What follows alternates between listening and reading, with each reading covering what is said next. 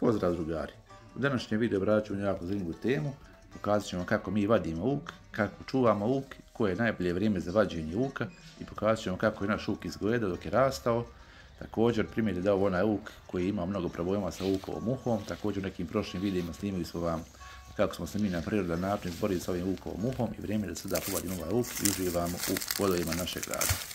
Dakle, najbolje vrijeme za vađenje luka, ako govorimo o luku koji smo posadili krajem proljeća, je kraj 7. mjeseca i početak 8. mjeseca.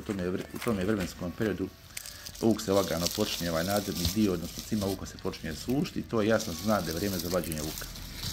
Također luk možemo mi sami povaljati, mada neki proizvođači luka govore da to nije preporučivo, ali našem luku to naravno neće naškoditi, znači luk se može povaljati, a možemo ga i prirodno pustiti da se osuši.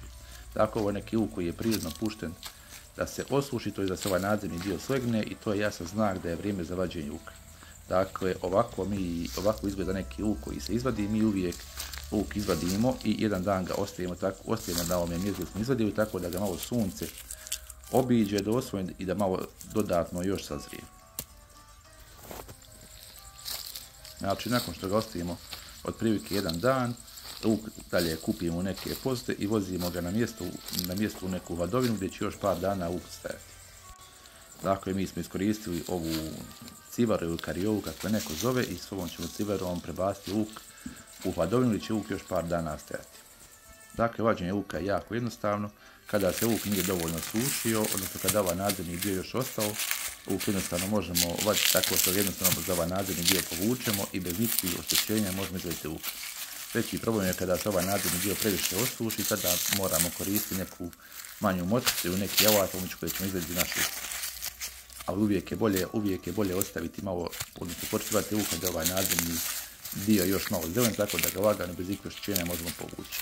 Dakle, najbolje vrijeme za vađenje luka je kraj 7. mjeseca i početak 8. mjeseca, ako govorimo o luku je posljednjem proljeće. Znači, luk se jako jednostavno vadi, zato vam ne treba nikog znanja i iskustva, dovoljno ga je samo povući. Kada govorimo o čišćenju luka, uvijek uzmemo jednu gladicu luka, dakle 2 cm od gladice luka osim nadzemnog dijela, malo skratimo korijen kao što vidite ovdje.